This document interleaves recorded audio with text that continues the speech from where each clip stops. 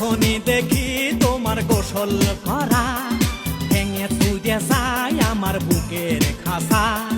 যখনই দেখি তোমার গোসল করা ভেঙে চুরে যায় আমার বুকের খাসা। একা গোসল করার মজা হয় না ও সখিনা, কেন গোসলের সময় আমায় ডাকো না ও সখিনা, কেন গোসলের সময় আমায় ডাকো না। যখনই দেখি তোমার গোসল করা ভেঙে চুরে যায় আমার বুকের খাসা।